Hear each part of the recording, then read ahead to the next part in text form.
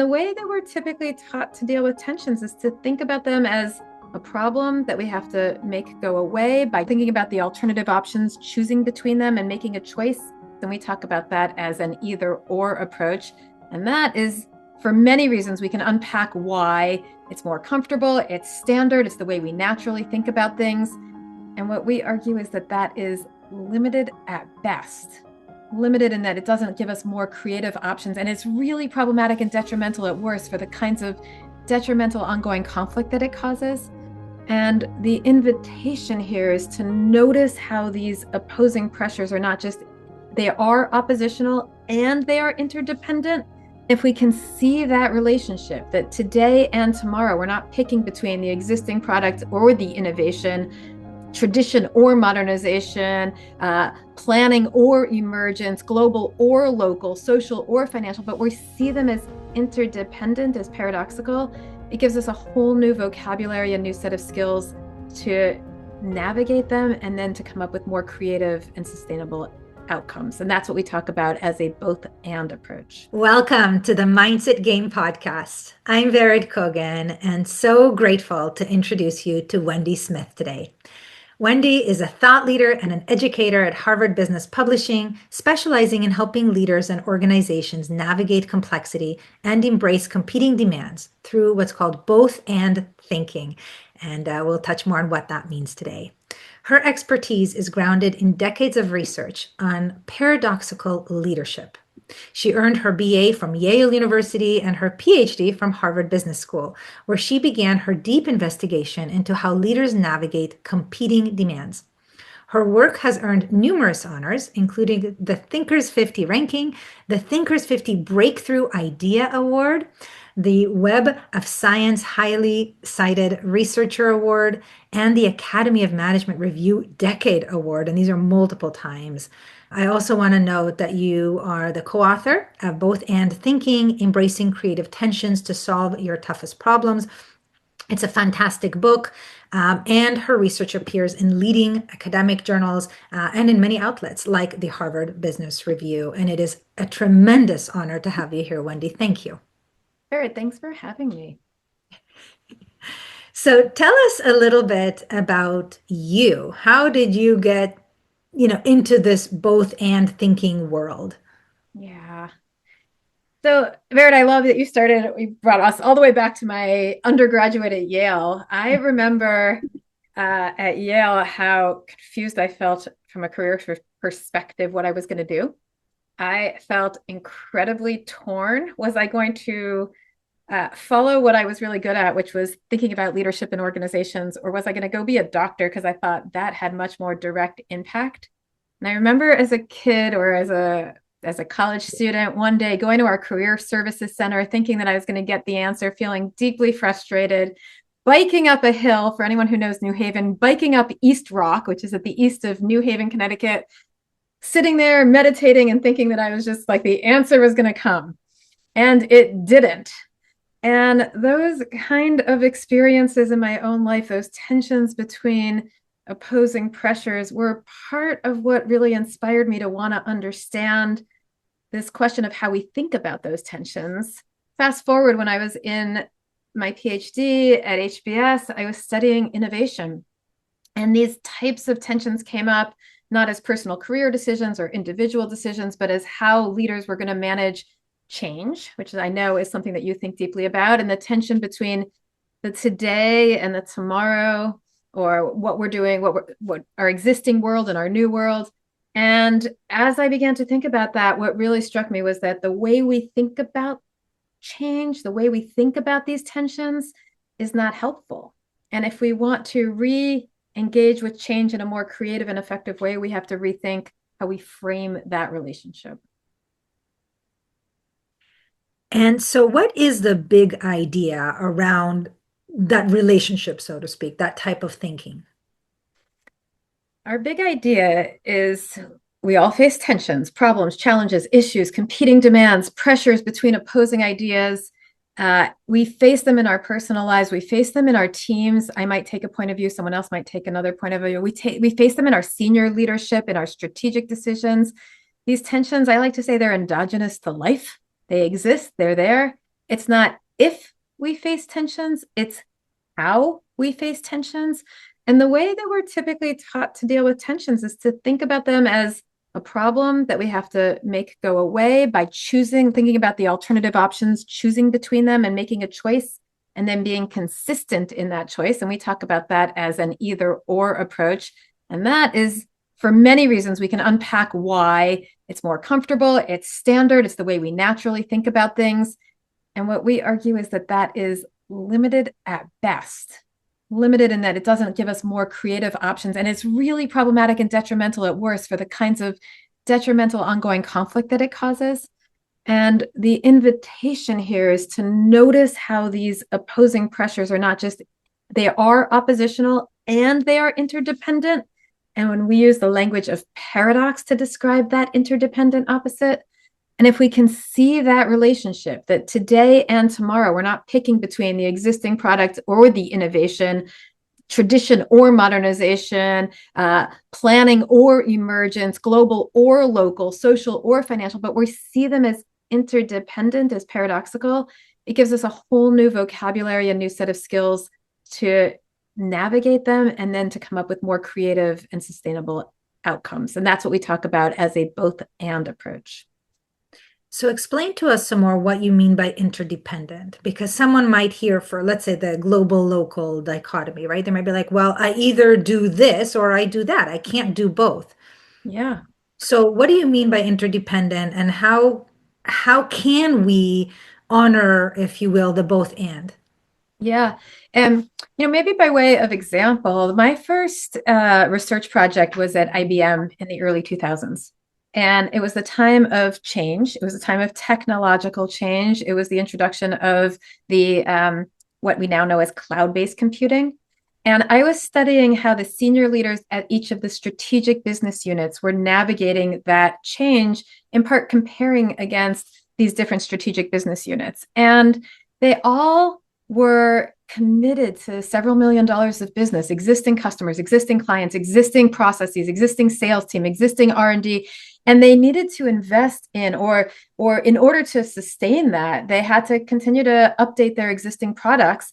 And at the same time, they were all exploring or innovating or experimenting with some kind of approaches. They were doing sort of incubating what it would look like to do cloud-based computing. And cloud-based computing for them was totally different. It was different computing language. It was different types of skills for the engineers. It was the different sales. For many of them, they were selling to different people in the company. It was just, and so the clashes between them were real. And to your point, they had to make decisions. Am I going to spend more of my R&D on the existing people, or am I going to spend more of my R&D on this new innovation? And some of the teams held that either or as a strategic imperative. So for some of the teams, it was like, look, you got, back to, I don't know if your audience remembers the old Collins and Porras work, right? You got to look to the future, get on the bus, move forward, and leave leave the existing world behind. Because if you don't, it's going to pull you down. And we have tons of research in organizational theory about how inertia holds us back. But that meant leaving often millions, and at the organizational level, billions of dollars on the table, because the old world did not go away immediately. It wasn't like they were going to move in 6 months between, in their existing, in one of the companies, it was the database management company led by Janet Perna. They weren't moving from their existing databases that were working on back office systems immediately into these new databases that weren't just numbers and letters, but were all about like messy audio visual data that were being used across. They weren't just making that shift. The existing systems were both going to stay for a long time, and they were going to morph into the new thing. So the teams that did this well, this meaning manage this change, were the ones that weren't just saying, how do we move to the future? It was the Janet Pernas of the world that were asking the question, how can we move to the future while simultaneously continuing to hold the existing world? And then think about how they informed and enabled one another. Those were the teams that were most successful in the long run. That's a great example, and it requires us to have a kind of broader, more, let's call it meta or system perspective. It does. It actually so we talk about, yes, it I'll say it this way, both and, as I like to say, it requires looking up a level, both zooming out and seeing the bigger, longer term picture of how in Janet's world, the existing enterprise-wide database structures for back office systems and the new cloud-based messy data, like it required them to look out and see the vision of how they could hold both of these in the long term and how these were going to be in relationship. It also requires, so we talk about it as separating and connecting or differentiating and integrating. It also requires separating, doing a deep dive, zooming in to what each of these different systems need so that you can attend to each and not let one overpower the other. So if your audience knows anything about negotiation, for example, when you're in a negotiation and you have two different perspectives, what you ultimately want is finding an integrative place where there's something that's bigger and better than both. But in order to get there, you have to first do a deep dive into the interests of each side. That's the invitation to senior leaders, is to both do the big picture over. We want an overarching, bigger, integrative outcome. That's the zooming out. But we also need, in order to get there, to do the deep dive to understand each of these different, in their case, lines of business, to be able to find that integration. So that meant that we had to spend time at our senior team meetings focusing on what does the existing product need? What does the new product need? We need different leaders in each case. Janet, as the general manager, needed to spend time with each of these businesses because otherwise they would just collapse unto themselves. And I imagine that the ability to really understand either side, let's say, of the paradox, requires us to be curious. And if we do have an attachment to one side or the other, for whatever reason, to suspend that attachment or suspend disbelief about some other options so that we could really be present and ask the questions, not from a judgment perspective, I imagine from genuine presence, seeking to understand why, what's important about that, what will happen if we don't. And the side of that is also, and I don't know if this is shown in the research, I find is really understanding, if you will, to the best of our ability, either side, and also the perspective of the other from one vantage point. Yes. Yes. Barrett, I absolutely love how you can zoom in and out from big strategy questions, zooming right into the how does this affect the leader at the psychodynamic level, at the interpersonal level, because that is exactly what we argue, which is that on one hand, to your point, zooming out strategically, it's one thing to say, okay, we're going to do both and. But when the rubber hits the road, it's really emotionally hard, partially because of what you're saying, that we have an attachment to one side. And by the way, not only might we attach to one side, it's actually, if you have your team and you have your leader who's in charge of your existing product, they're going to fight for that side. And the more that they hear the other side, right, that we sort of then become defensive and resistant. And so it becomes Janet or the leader's job to help create, to your point, the trust, the safety, the psychological safety, to pull people up a level so that they can hold that more complex, we're going to do both, even as she knows and has to value that their job is to represent each of these sides. That's complicated. That is emotionally complicated for people to do. And it requires a lot of trust and it requires a lot of psychological safety on the team. And from a physiological perspective, it requires us to be emotionally regulated. If I'm in fear, I'm much more likely to perceive the dangers, the threats, and parts of me might really want to battle. And it would be very difficult to truly be present and open and curious when there is this inner battle going inside of me, right? And Totally. so, as a leader, it's really important to look inward first and notice our own thoughts and feelings, perhaps our own blind spots, and just staying as much as we can in that curious place. What is the research showing around how to do that? Yeah. So again, I just love that question. So when we, and it's myself and my co-author Marianne Lewis. And when we wrote Both and Thinking, the reason we wrote it is because over the past 25 years, we've been part of and engaged with a community of scholars all studying paradox. And what we wanted to do was pull up and say, what do we know about the research and how can we put it together in a way that makes it accessible for a broader audience to live this? Because we know that the broader audience is experiencing these tensions. How can we invite them into hold the both and so when we did, we said, okay, look, there's 4 buckets of things that people need to do, and we can unpack them. But we talk about it as A, B, C, D. And in those buckets, the A and the C, and by the way, A, B, C, D to make it easy to remember, although the A and the C are about how we individually engage, the head and the heart. A is about assumptions, cognition, our mindsets, which I know you think a lot about. And C is comfort, our emotions, our physiological resistances. And what I love about your question is that you're asking about the comfort, the emotions. What it turns out is that most of the research, and there certainly is research around that, but much of the research is asking about the mindsets and how do we change mindsets and how do we change cognition. There is less research, although I agree that this is probably even more poignant about our emotions and how do we respond. And we talk about how uncomfortable paradox is, how uncomfortable it is to hold both and how uncomfortable it is to be in relationship with other people that are opposing our ideas, whether it's at the political level or whether it's at the organizational level, and how much, to your point, you need to emotionally regulate.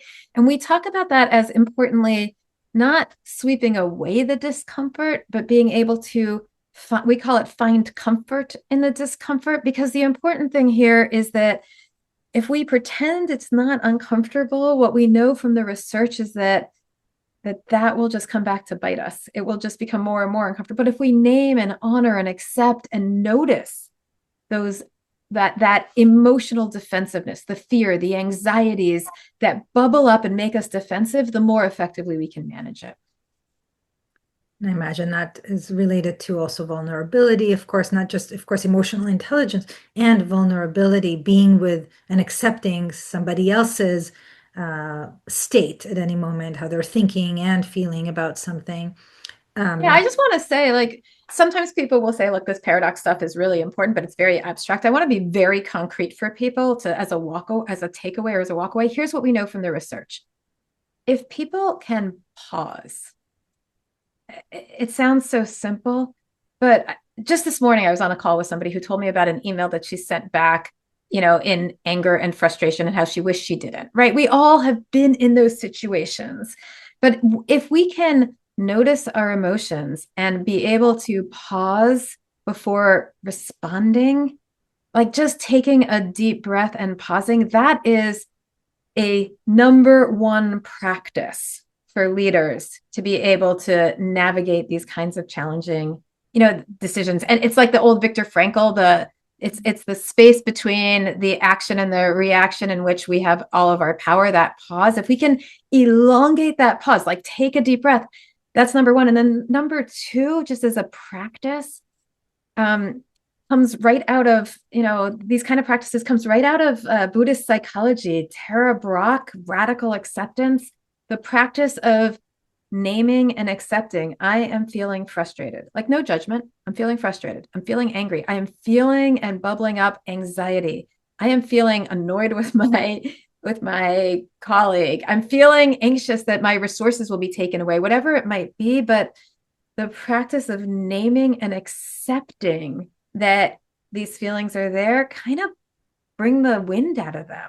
So if people want to walk away with very specifics of how to deal with these kinds of tensions, the first is pause, elongate the time between the feeling and the action, and then name, yes, accept without judgment.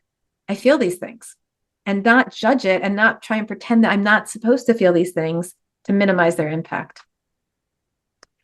I mentioned to you right before we recorded, I was doing a training this morning for a group in Canada. And I started the training with kind of going around, the table and kind of asking everyone, how are you feeling right now? And not limiting them to one word, kind of saying, I wanted to kind of see the both and. And so the answers were grateful and overwhelmed and excited, calm and tired, overwhelmed and optimistic, confused. And it was the both and of just seeing all the different parts of us that are feeling different things. Because when it comes to change, right, there are parts of us that are eager and excited to pursue the new thing, the exciting thing. And there might be other parts that are fearful or hesitant or cautious. And so, what are the four, I guess, A, B, C, D, the four kind of core things that we can do to embrace a both and mindset? We think about it as four buckets of tools to navigate both and thinking, and we think about them as interrelated. This is not a choice between them, but addressing each of them. The A and the C, as I was saying earlier, are on this line of what we can do personally. The A, it's the assumptions, our mindsets, and comfort, our emotions. Our mindsets, we talk about how important it is to notice the questions that we ask or that are asked of us. Again, if your listeners want a very specific practice to take away, what we have in our research is we know that depending on how we ask the questions depends on how we answer them. And the invitation would be to notice how often questions come to us as either ors and see what happens if we just change the question to a both and. How can I both, as my earlier version of myself, both engage with leadership and engage with impact without having to make a choice between those? How does that change the outcome? So that's the assumptions. Comfort, we just talked about, which is our emotions. And then on the other, and by the way, we just want to notice this is the head and the heart. Sometimes those are in conflict, but we need to bring those together. And on the other axis is what we think of as what happens in our context around us, our environment, our situation.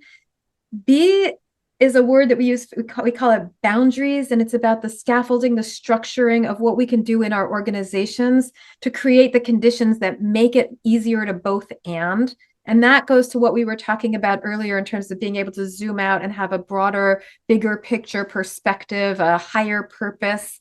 I know that you've done some work with Polarity Partnerships. They talk about the higher purpose, the global purpose statement, and also the structuring around this idea of pulling apart, differentiating different roles, different structures along the way, having some guardrails so we don't go too far.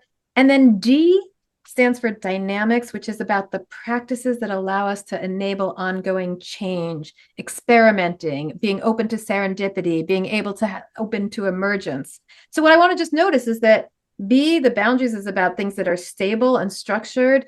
D is about the things that are moving and changing. And so we have here the stability, creating the stable structures that allow for the change and the change that pushes and shifts. So we also have a relationship, a sort of paradoxical relationship there. So it's assumptions, boundaries, comfort, dynamics, cognition in our head, our structures of our systems, comfort, our emotions, and dynamics being able to be more fluid in movement. And I imagine that when there's alignment within each of those dimensions and, as a system, that it is easier to be present with the change and to allow what is emerging to, that intuition to come through, the ideas, not, to just stay curious. What are some of the biggest mistakes that you've seen leaders or organizations make? I guess two things. One is that what we would argue is that tensions are endogenous. They're part of the system. They are there. They exist. Now, there are some situations so any system has tensions embedded in it. There's tensions between how much centralization and decentralization. There's tensions between how much, again, planned and organized and emergence. There's tensions between, so they exist. They're there. I think the number one problem that people have is not noticing them. Because then we argue, in our research, we find that they pop up at certain times and become more salient to us. We're more aware of them at certain times.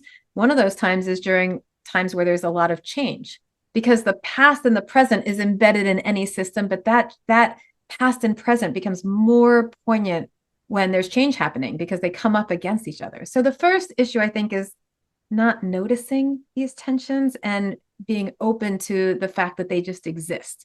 And then assuming that we have to resolve them, sort of will them away, make decisions to get rid of them. That's sort of the second piece. I think there's a more complex tension, which is that sometimes people hear paradox and it's so complicated of a word. And they think, one piece is that we make we make decisions too quickly and don't hold both. The other piece is that we never make decisions. It's like, and our plate just gets fuller and fuller and fuller. And I think sometimes when people hear both and, they assume it's and particularly, by the way, I'll just say it out there, particularly women, right? Like, and I'll take on more tasks and more responsibilities, and more women who do too much. So I think that's another error on the other side, which is that both and is and without making clear strategic decisions. One can make clear decisions while holding these competing demands in the long run. And I think that's an important piece of this. And what are some of the common tensions that you see leaders experience, and then from a system perspective, organizations experience? Yeah.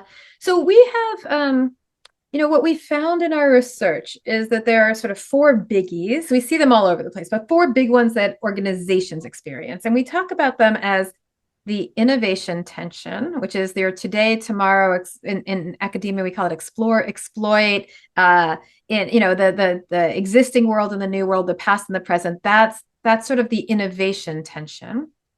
There is the globalization tension. So this is an ongoing tension between more global universality versus more local particular.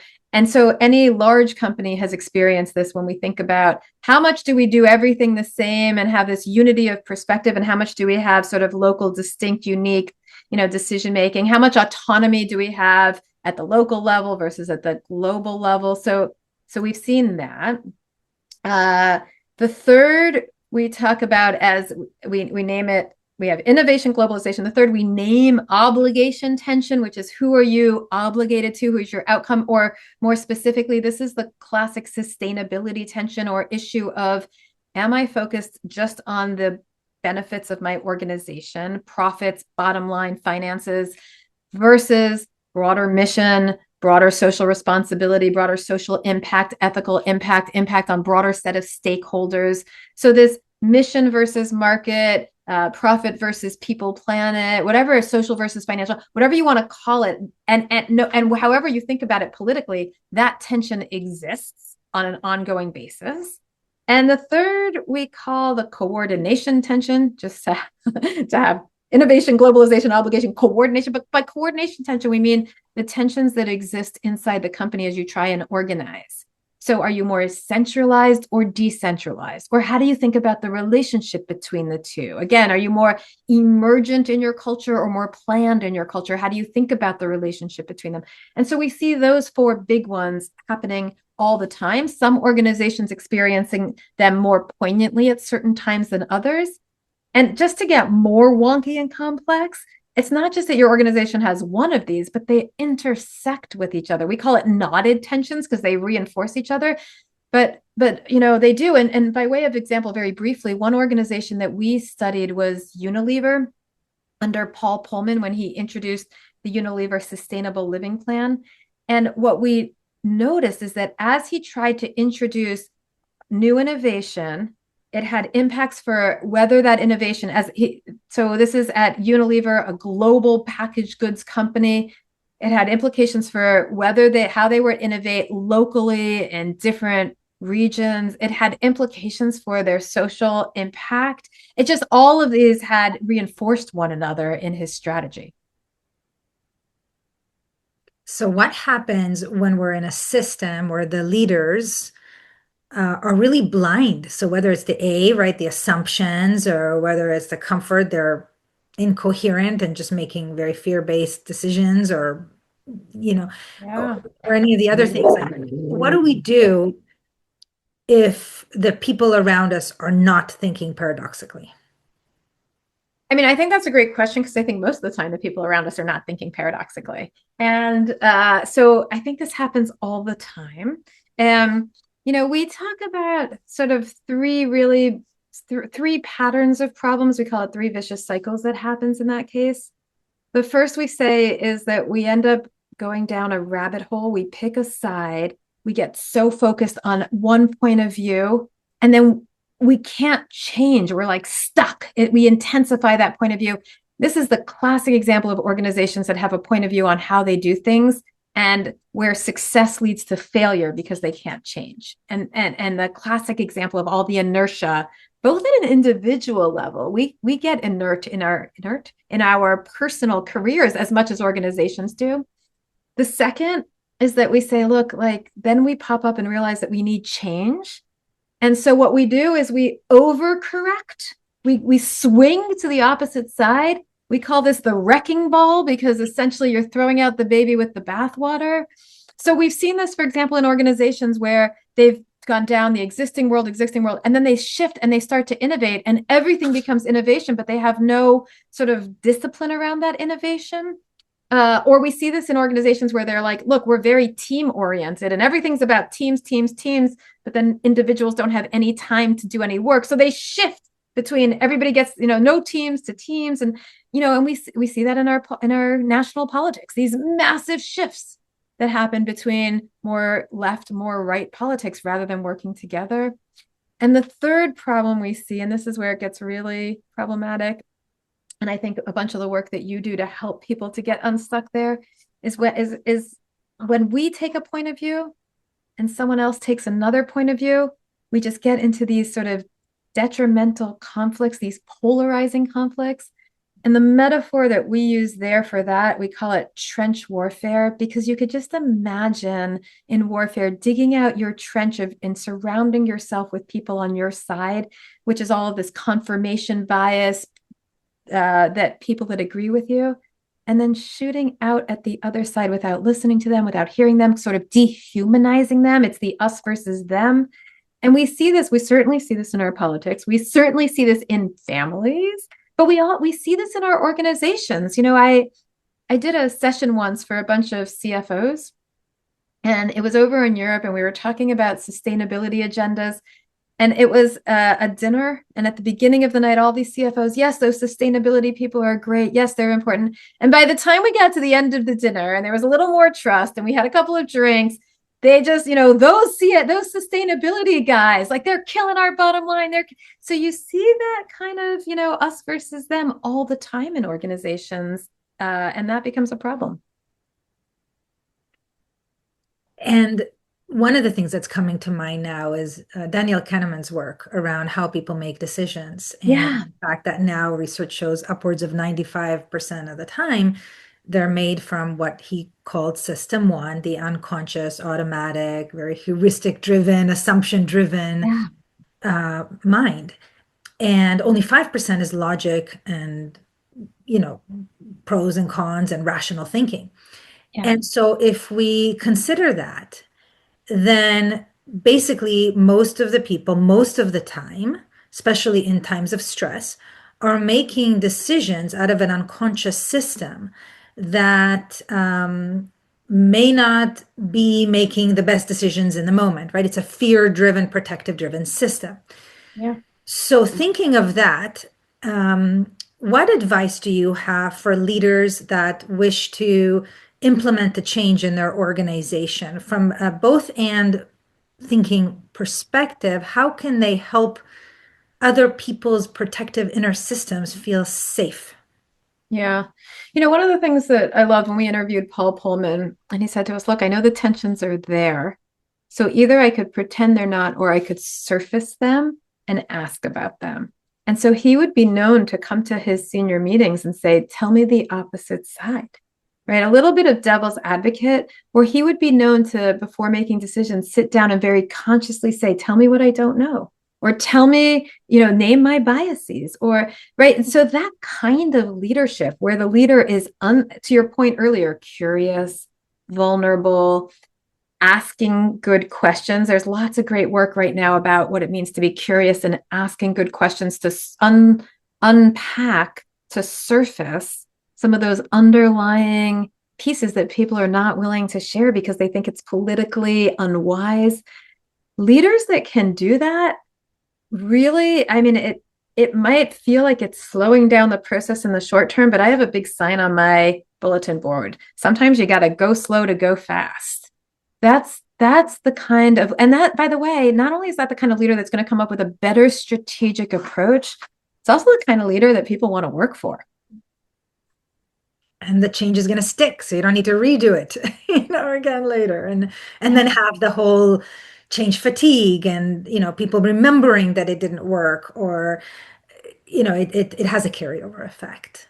totally. Yeah. Yeah, for sure. And I imagine that's a bunch of the work that you do, working with leaders to help them see that they can be vulnerable. I mean, that's huge. Huge. Yeah, to be able to surface some of the unseen things, right? Like saying, tell me my biases. I mean, oh my gosh, can you imagine what that requires? Because we are essentially saying, show me where I might be wrong, right? Show me what. And if we have an attachment to being right, if our worthiness is attached to our ability to make good decisions, or, if we're worried about not belonging, people rejecting us or rejecting our ideas, all these kinds of unconscious limiting belief things that are relatively universal at all levels, Yeah. then it's going to be really tough to be present in that conversation and to really receive it. So not just Yeah. to have it as a check mark, Wendy said I should do this, so I'm going to do this. To really be present and really be curious, it requires our own inner system to feel safe enough. Yeah, I want to be specific and somewhat empathetic to your listeners because I think leaders right now of all at all levels, but particularly at the senior level, are under microscopes. Any move they make is, sort of judged and dissected. And it's not easy to have that kind of vulnerability in such a transparent or in a glass house like that. And it's reminding me of when I was a doctoral student, we did some research at a semiconductor firm. And it was a brilliant firm that was continually innovating. And one of the things that I took away from it was that there was a huge, it was a not huge, a very dear or strong relationship between the CEO and the COO. They worked deeply together, and they had a room in their senior suite that they called the cathedral, which was a room with bricks where basically they knew that the two of them go inside. Nobody could hear them. They could have it out with each other with their differences of perspectives and come out into a unified point of view. What I loved about it was the bubble that they created around the possibility to be vulnerable, to ask, to engage in those deep questions, the trust they had in one another for their partnership. That was huge. It was huge. And I think that, so I just want to empathize that it's not easy to do this, especially if you're a senior leader under the microscope with so many different stakeholders demanding different things from you. And finding that kind of trusting relationship or relationships is really critical to being able to do this kind of work and to hold these both hands. That's right. And I think it starts with self-trust. Yeah. When we can lead our own system, right? Accept all of our own different opinions, voices, if you will, inner voices about things.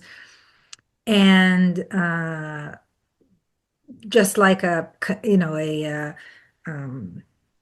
a symphony, Yeah. right? Where you've got all the different instruments and so on. When you've got a conductor stepping up to the podium, and that is that leadership that's not necessarily acting from a certain perspective, able to see the perspective. So them going into that brick room is like, by having it, up with each other, is saying, okay, let me voice let me hear your, and be able to better understand one another. Why are you thinking what you're thinking? What are you scared of? What are you excited about? And when we can do that, we can better empathize, which softens any judgment. And at least we're more open to perceiving other points of view. Yeah, exactly. Exactly. And I just want to say, like, I have no idea what happened in that room. They talked about it of them having it out. I have no idea if they shouted at each other. I have no idea if they just asked curious questions to each other. But what I do know is that that they're starting with the basis of they're in partnership and they're working together around a collective goal. And they both agreed to whatever the process would be, knowing that they're trusting each other. So these processes can look different. Like I'm always an advocate that if you're just meeting someone, you want to extend empathy, you want to extend grace, you want to extend curiosity, but that could look very different with somebody that you've known forever and you just are going to like be blunt. So, but you've got to start with building that relationship. If you were to leave us with maybe either more questions or something that we can apply like right away today, Yeah. to really embody that both and perspective, and hopefully come to more connection with the people in our system. What can we do? Yeah, what I often offer when I do these workshops for homework, like this idea of paradox can get wonky and abstract, and I love living in it, but not everybody does. What I often offer as like first step homework, I kind of think of it as the same way that if you want to meditate, it can be hard, it can be complex, it can be, prohibitive to get, but really when you're in meditation, what they tell you is the first step is to, notice your breath, is to take notice of your breath. So I think of this as the same thing in this, the corollary for both anding. It can get wonky, it can get complex, but the first step is to notice over the next week, to tune in to how often issues or problems or just questions about life are brought to you, framed to you, or you frame them as an either or. Should we go to the movies or should we go to dinner? Should we, should our strategy be A, or like just listen for that or. And step two, that's step one. And step two is try and just change the question. How can we go to the movies and go to dinner? How can we think about strategy A and strategy B and just see what it opens up as possibilities? That's right, because over time the pendulum's going to swing back and hopefully not be a wrecking ball, as you said, Yeah. and be a little softer. One last quick question that showed up here, if it's all right. Some people might say, but Wendy, some things really are either or. They're not actually a paradox. They are really a problem. How can we differentiate? Here's the way that Marianne and I talk about it. And it's a little bit more complicated. And it's a little bit more both and, is that what we notice is that most problems in the world are framed as a dilemma or a trade-off or something that we can make a choice between two things. Like, I have twins and they're now out of the house and they just graduated. But when they were little, it was like, okay, who's going to get to sit in the front seat? Or which one's movies are we going to watch? Like, we just have to pick a movie or pick the front seat or pick the restaurant we're going to or whatever it might be. Like, just make a choice. But here's what we argue, that each of those dilemmas that need a choice, underlying those are deeper underlying paradoxical tensions. So for my kids, it's a little bit of like, who do you love more? Well, I don't love one of you more. It's both of you. And it's your love for both, right? Or when we're thinking about strategic decisions for organizations, again, when I was at IBM, and this was my very first paper that came out of my dissertation, they had to make decisions. Are you going to put more of your engineers on updating your existing product for your existing customers, or are you going to put them on the innovation? Like, they'd only have, they could extend and expand and think about the value of those engineers, but they still had to make choices. But underlying those choices is where the paradox sits between the today and the tomorrow. So the invitation is to notice that, yes, there are choices to make, but if you start by noticing that paradoxical tension, you can think about those choices differently. And I'll just say one more thing, because I think an important aha, and this is what came out of my IBM study. People tend to think, oh, if you're going to think about the both and, you've got to come up with an option, an outcome that's a win-win, where both are happy at the same time. And so we talk about that win-win as a creative integration, or the image we use for that is a mule, because the mule is this biological hybrid between the horse and the donkey. And these win-wins happen sometimes. Like at IBM, sometimes they could come up with a way to use their resources that where the existing product helped the innovation, they worked together. Or sometimes there is the perfect win-win for my twins, where we find the perfect, movie that everybody loves to watch, which in my house is My Big Fat Greek Wedding, and everybody's happy. But like those win-wins, what I noticed at IBM, they happened, but they only happened sometimes. That instead, what leaders were doing is what we call tightrope walking, or we call being consistently inconsistent. Because the idea is that when these tensions came up, they were making decisions and making choices. One kid would sit in the front seat, or another kid, they would put some of their engineers on one on the existing product, or but the idea was that, like a tightrope walker, they were never fully balanced on the tightrope with like an ideal win-win. They were always shifting a little bit left and right, but they were trying to accommodate both over time. And they were never going too far to the left or too far to the right that they fall off the tightrope. So for IBM, that meant that sometimes they would shift some resources to their existing product, and sometimes they would shift some resources to their innovation, but they would make these micro decisions without so focusing on the innovation that they forgot about the existing product, or vice versa. And so for my kids or in our lives, like, we're making these sort of tightrope walking choices over time in service of over time, the bigger both and. That is an important distinction that you just made. And you've said it before. I think you really clarified it here, that even if when we're on that tightrope, if we shift a little to one side, as you said, we're not neglecting the other side. We know Right. that over time there will be harmony. And if we're balanced to the other side, we're not, it's like the yin yang symbol, Yeah, right? exactly. They work together. Exactly. And I'll just say one more thought, which is once we're going down this road, which is that in another study that I did with my colleague Mariah Besharoff, what we found is that organizations that are walking this tightrope are more effective when they have what we call guardrails, or structures in place that prevent them from falling to either side. So in the organization that we found, they had somebody, it was a social enterprise. They were walking the tightrope between their social mission and their financial bottom line. They had people on their board, some who were responsible and focused on making sure they didn't blow up in terms of financially. And then they had people on their board to make sure that they didn't totally forget the social mission. And so they had these people making sure that they didn't go too far in either direction, along with some other guardrails.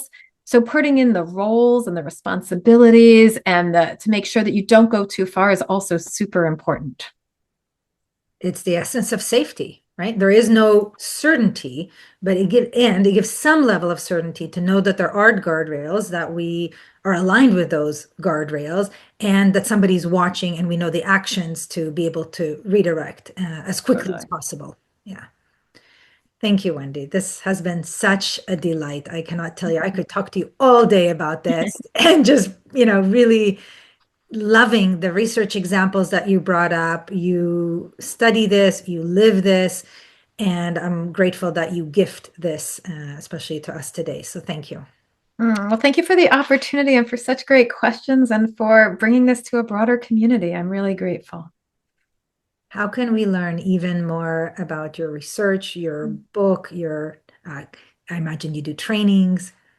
Oh, thank you. Well, the book is Both and Thinking, Embracing Creative Tensions to Solve Your Toughest Problems. And so that is available wherever people get books. We have a website for the book, but I also have a personal website, wendyksmith.com, and people can find me there and connect with me there, or they can connect with me on LinkedIn, or they can join my newsletter, which is called It's Not an Either Or. And I explore how these tensions come up in all kinds of different places. So I'm happy to connect in a variety of places. Thank you. And I love that to end on that word connect, because that's what this is really about. And ultimately to bring humanity together, soften some of these polarizations, and create a more harmonious life for all of us. So thank you. Indeed. Hey, game changers. Thanks for tuning in to this episode with Wendy Smith about both and thinking. Such an incredibly important topic for any leader and, truthfully, for any human to understand, to be able to navigate these inner and outer tensions in our life, especially when change seems to be moving faster and faster. If you want to learn even more about this topic, I invite you to check out episode 215 with Ivo Brachman, where we talked about paradoxical leadership. Bye for now.